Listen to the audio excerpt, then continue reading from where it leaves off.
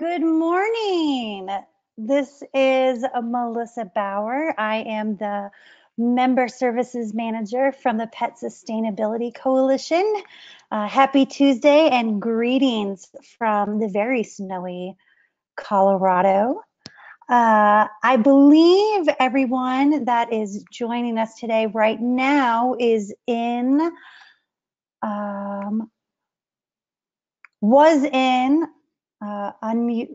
muted, excuse me, but I have unmuted everyone. If anyone wants to say hello, let us know that you're here. Who do we have joining us today?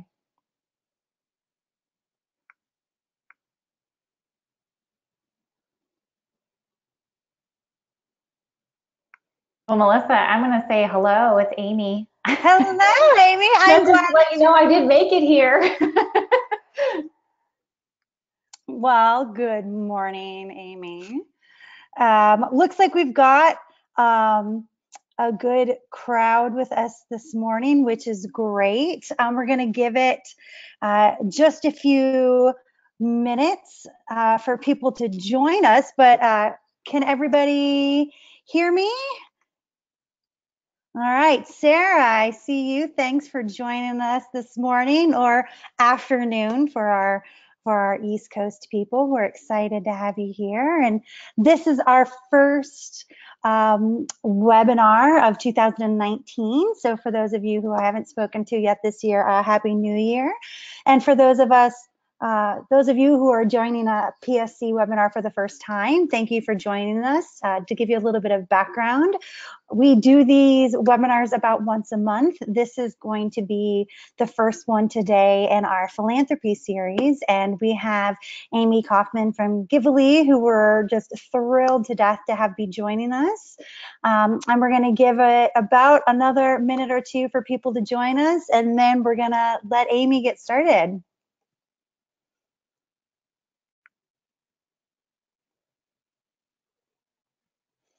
I am watching the questions box. So if anybody has any comments or wants to say hello, please, we'd love to know that you're here. We'd love to know if you have any specific questions about the content today. Don't be shy, let me know. I'm gonna be keeping an eye out for that as well.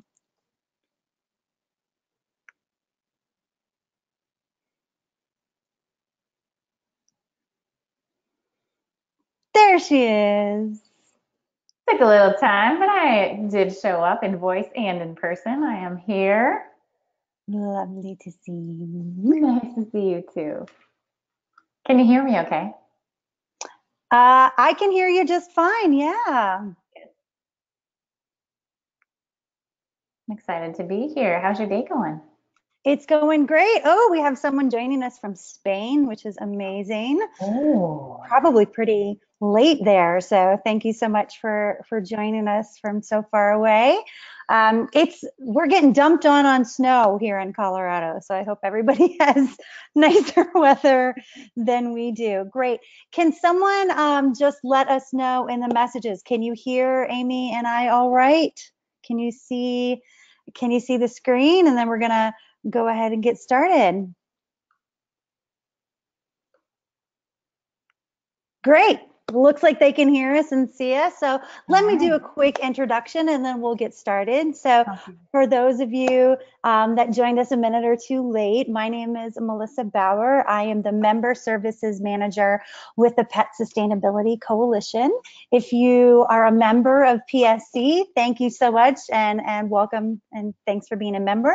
For those of us who aren't a PSC member, a little background about what we do. We are an international industry nonprofit dedicated to helping people, companies, and organizations in the pet industry become more sustainable. So we have all kinds of tools and resources and consulting and things that we do. And be happy to answer questions about that if anyone has any. But let's get to the main content of what you all came here today, and that is to hear from the wonderful Amy Kauffman from Givily, who's going to be talking to us about the business case for corporate philanthropy. So I will hand it over to Amy, and if anybody has any questions, please let us know. So take it away, Amy.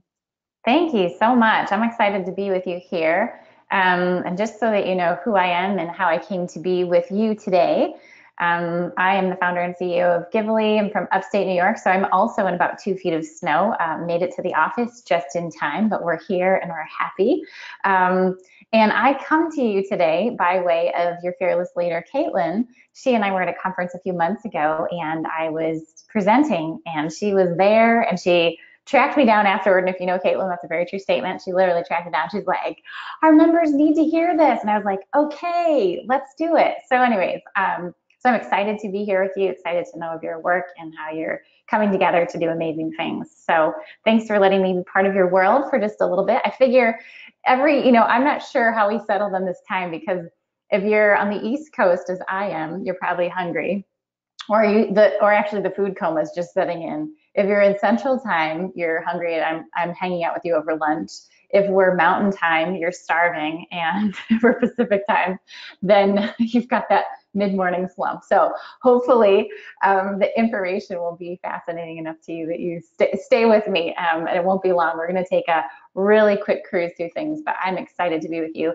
And just so that I'm really clear, my intentions for us today, I want to give you heaps of value. So I want you to have out a pen and paper. I think you're going to want to write some ideas down, and that's my goal, that that's really good, that you write stuff down. So I want to give you heaps of value, and I want you to have lots of information, and I want you to feel enough enthusiasm and excitement for me, and enough trust that you say, I wonder what Givily is, and I'd love to connect with Amy again. So that is full transparency. I would love to help you. I'm passionate about this work. And with Givily, we believe that when companies give intelligently of their resources, they'll change the world. So a lot of everything that we do revolves around that. We really want you to give intelligently of your resources, because you'll change the world. And it's really powerful, because every single brand is giving in our country, in North America. At least everyone is giving, and it's really powerful. But up until now, it hasn't really been as strategic and as thoughtful as it could be. So we're hoping to really change that, and then also change the tide and the momentum with it. So here's what we're going to cover today. We are going to cover, strap yourselves in, we are going to cover purpose, company purpose, alignment, strategizing partnerships, and maximizing partnerships. And you might be thinking, how are we going to do that? I'm also wondering that, except that I've presented this material several times. So, this is the fastest that I'll do it. So just know that you will feel like you want to dive in deeper to each of these sections, or at least one or two of them. And feel free to connect with me afterward. I'm happy to grab a call and to do that. First off, let's start with purpose. So this is kind of a buzzword in things now, but when it comes to purpose and your brand, I challenge you right now to think about what you would say your purpose is and write it down, right? One of the things that I find is, I think of purpose as the why, the reason that you exist. And a lot of times when we write out our taglines, it's more about the what and the how, right? What do we do and how do we do that? And that's really great when people show up to our website and they find that out, the what and the how. But it's all about the why. If we don't understand the why, then we really can't. That's a first domino that affects everything else. And I have to be honest with you. Hope I can give just a real honest pulse here, but I rarely see that brands have anchored down as deep as they can into the why.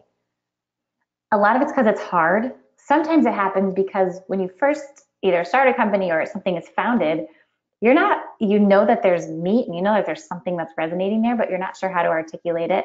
And then we're 5, 10, 15, 20, 40, 50, 80 years out from a brand, and the why has changed, right? So I would encourage you to look at your brand, look at what you say is the why, and is it actually the what or the how? And if it's the what or the how, really get into, well, why? And you might say, well, this isn't my area of expertise. Like that's for marketing or that's somebody else's job. And I'm not going to change the company's, purpose and all that stuff. No, but it's super important that if you're the person that's engaging with community organizations and you're the person that's just setting up these partnerships, that you are super clear on that why, right? You touch so many people outside of your brand and your company that you being clear on the why is going to set the tone for a lot, huge domino effect. So that would be kind of exercise one. Look at your brand and see if it's about what, why, or how, and how is it shared right now. And you could read the whole thing, but essentially the most interesting and most respected businesses and personalities are also the ones with the strongest and most authentic purposes behind them. Those are the brands that we love when you think about it, the brands that are near and dear to our heart. We care about the ones that tell their story, that really have anchored into the why, and they show up to the world with that.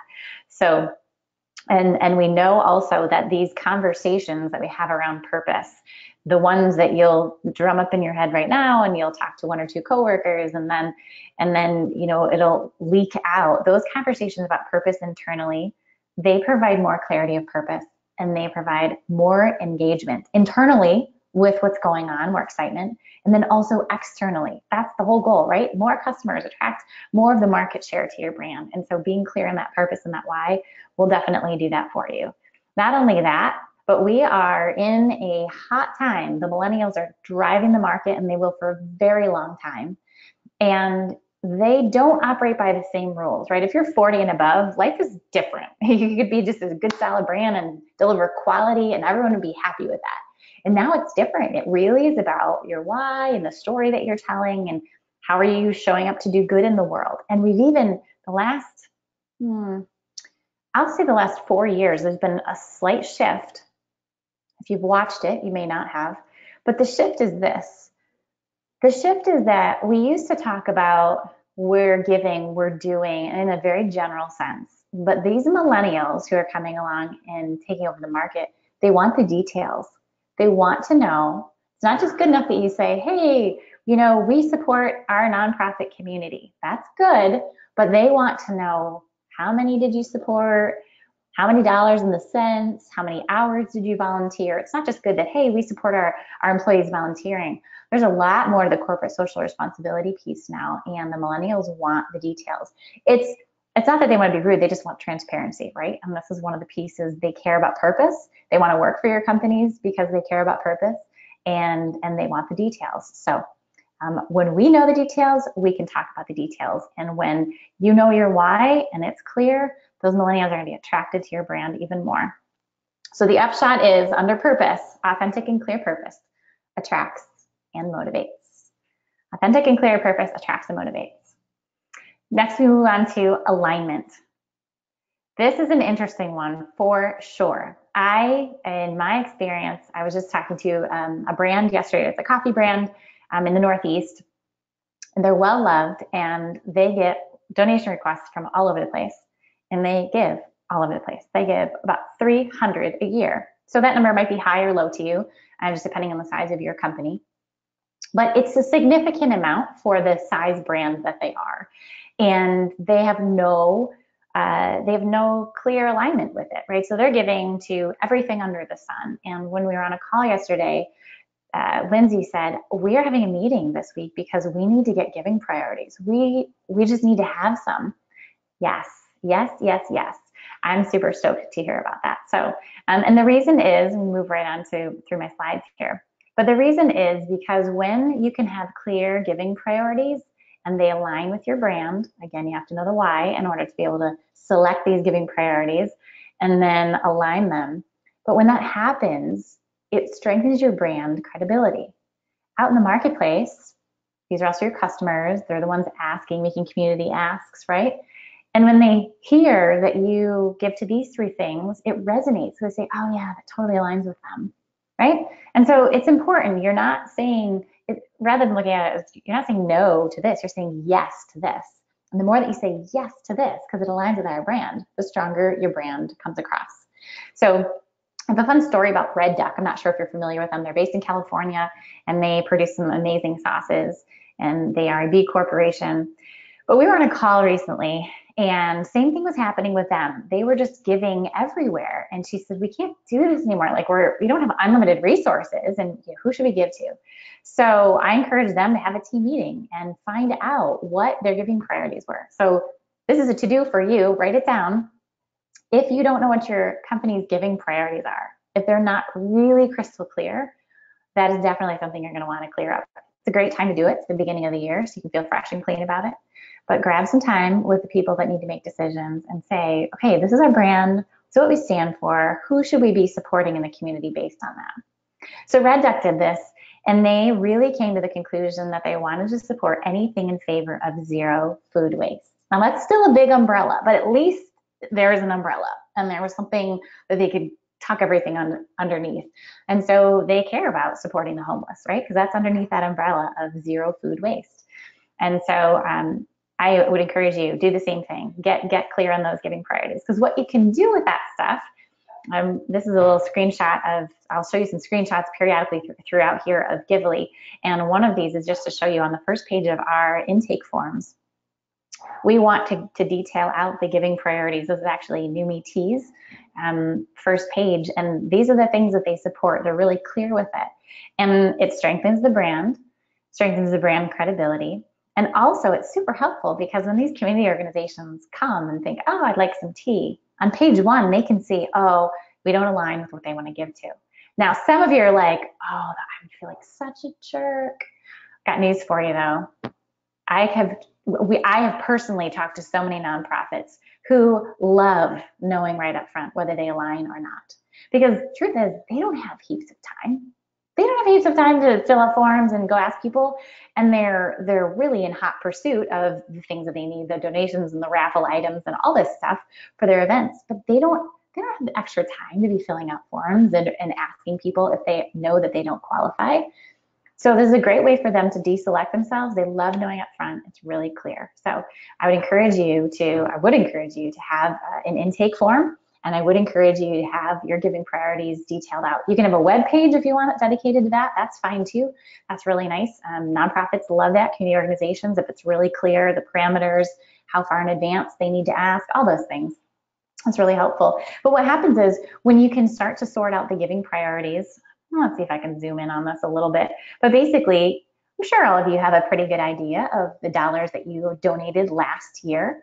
But could you break it down by, I know it's a little murky there, but can you break it down by your giving priorities? Can you say, we really care about different aspects of pet sustainability, right? We care about food and different things. And can you break the giving priorities out based on that? Because there's some really amazing stories and social media stuff that you can do with that. So I would encourage you to start to parse out what's going on. Get your giving priorities aligned and then figure out how to show them. Align that company purpose and the community engagement, because then it sets you up for the next step, right? So we talked about purpose, talked about alignment, and we talked about strategizing partnerships as we're cruising along here. We're over halfway, so we're doing good. When you strategize partnerships, once you know your why, once you realize, hey, we should be giving to these 3 or 4 different kinds of things, then it's really easy to start to have the best partnerships. So most of you, I can say this with love, most of you have been on defense, fielding requests like a maniac, and you have not been on offense for your brand, right? It's okay. That's just how things evolve for just about every company. But right now we're just taking a little time out to say, okay, wait a sec, who should we partner with in our community? Maybe it's a nonprofit, maybe it's a community organization of some sort. Who should we partner with that would not only strengthen our brand and our credibility and move things forward in that capacity, but who could we help, right? And then create those long-term partnerships, right? There's a lot that can be done here. And so I could dive in. I've done workshops on all of these pillars here that we're talking about. So there's a lot more that I could cover on strategic partnerships, but I'm gonna tell a little story about my daughter. She's gonna be 4, and her name is Penelope, and I have a little nephew. His name is Zeke. He's 6, right? So there's a little cognitive edge that he has on her. And they developed this game a couple of years ago called Baby Cheetah, Mama Cheetah. You can almost guess who named it. It wasn't an adult, let's just say. So Penelope and Zeke have this game, Baby Cheetah, Mama Cheetah. Well, Zeke early on wanted to be the baby cheetah. And he was trying to figure out how to pitch Penelope on being the mama cheetah. And he says, well, you want to be the boss, don't you? And she thought she was vying to be the baby cheetah when he piped in with, well, you want to be the boss, don't you? And she said, I do. He said, okay, well, the mama cheetah is the boss. And such was born a very strategic partnership that both of them got their best outcome, right? And I would say to you that strategic partnerships bring the best outcomes for both. So that's why when you know your purpose and you align with the right kinds of organizations, you can really help them too, right? I've heard the best case scenarios where you say, you find an organization in your community and you say, for the next 3 years, we want to support you with X number of dollars, and we want to be at your events. Yes, we want publicity too. We want to be there, but we really want to be in the trenches with you and like establish something. So I would encourage you. I know it's kind of, may seem very different from what you're doing right now. Or maybe some of you have some larger strategic partnerships, but anchor into those because that's where real lasting change is going to happen, not just for your brand, but in the world and with those other organizations. We need them. They're doing so much good in the world. So that's the drive-by on strategizing partnerships. And then maximizing partnerships. So this is the one I get super excited about, just because I geek out on it a little bit. How do we maximize these community partnerships? So I grew up with a dad who had parents who lived during the Depression, and we would get to the end of our toothpaste tube. Some of you are probably going to start to snicker about this. So we would get to the end, I would think it's the end of the toothpaste tube. And then there's apparently 12 extra uses in there that, my dad, until the age of, I was like 14 or 15, my dad would have to come into the bathroom and be like, oh, there's one more little shred of toothpaste in here. That's maximizing, right? Just squeezing every ounce of the opportunity out of it. So we looked a little bit at New Me's form, but I would say to you, just generally, you need to collect data. You need to collect data. I've yet to see, some of you may have intake forms, but I've yet to see a really comprehensive intake form. It just doesn't exist. People, brands, I don't know why, but typically they do not gather enough data. So if you walked away with anything else from this webinar, please walk away with, we need to collect more data. And here's why. Psychologically, when someone shows up to this experience, they show up to your website, they need to ask for something, they email you and they're asking, they are very much in a position of asking you for something. So when you have a form or process that they go through and they are being asked questions, it doesn't feel like that to them. So if you're not connected to marketing, you should be. This is a beautiful place for you to partner together and work together for marketing to collect data on your customers. So collect the data. And then once you've collected it, please, please, please aggregate it, look at it, see what's happening to it, right? And put it in one place. This is, a little snapshot of Givily, but put it in one place. And then once it's in one place, really look at it. Really look at it, see what's going on. It's amazing to me. I talked with a well-beloved brand by all of us, and they had 10 people managing this process, and they received 36,000 requests annually, and they didn't have an intake process, and they didn't ever review their data. Do you know how much customer information is lost? And to that we say, oh, that's 36,000, that's a lot. Yeah, but maybe scale that down, and based on your brand and your revenue, maybe it's the same. So I want you to have that customer data. I want you to look at it, and then I want you to do something with it, right? Intertwine it with your marketing and pull departments together and see what kind of, marketing is typically paying for customer data, right? And you are in a position to get it. How can you work together and intertwine those plans? So get the data and do something with it. I think we did it. Purpose, know your purpose, know your company's purpose, the why. Align your giving, know the giving priorities that you should have. Strategize those partnerships, figure out who you can actually connect with and build relationships with that can be mutually beneficial. And then maximize those partnerships by collecting the data, by looking at it and doing something with it internally. So, and I also just want to be your champion for 2 seconds, because typically if you're in this position, you are underappreciated and underrecognized. And you love your job and you feel like you have the best job in the whole world, and definitely in the company. And most of you feel like if you're doing this job that you can't complain about it. So if you are a boss listening in on this, that is how the employee managing this feels. they won't complain because they don't feel they have the right to complain about their job because they're giving away the company's money and product. And they feel like, well, I shouldn't say anything. But typically they're overwhelmed and things are pretty chaotic. And so I would encourage you, whether you're in that position, if you're in that position, I would encourage you to reach out and just be honest with your leadership about the tools and resources that you need or how you want to make the space better. And if you're in leadership, I would encourage you to really have a conversation with your staff about what's going on in the space. How many requests are you getting? Most of the time, leadership does not know that information. So we're going to grab a couple minutes of Q&A here, and just want to encourage you that if Givily piqued your interest, or if you have more questions, you want to dive into one of those pillars deeper and have a conversation with me, then feel free to email me at amy@givily.com. Or are we popping? There's a link that I think we're going to pop in the chat for just a form that you can fill out, and I can reach back out to you. So, yeah, how are we doing so far? Amy, that was great. Thank you so much for all the amazing information. We've opened up the question box. Does anybody have any questions for Amy, or something? Stop sharing my screen. That's my question. Can you take my screen away? I can do that. Give me 1 second. Yeah. I'm not going to start doing email, everybody. Don't worry about that. That's okay. Awesome. Well, while I work on that, do you have any questions, or is there anything that, I know this was a lot of information and we'll definitely be doing some follow-up with everybody, but does anybody have any kind of things that they want Amy to ask about, or questions about Givily, or kind of next steps with any of this? I know it's a bit of, I know. from the water goes, right? Yes.